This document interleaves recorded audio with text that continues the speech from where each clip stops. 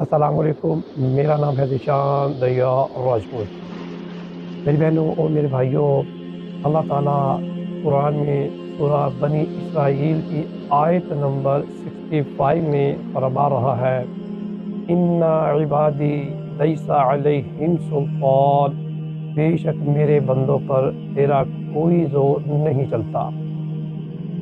اللہ صاف اعلان فرما رہا ہے کہ جو میرے بندے ہیں ان پر شیطان کا کوئی اختیار نہیں، اور جنات شیطان سے کمزور ہیں۔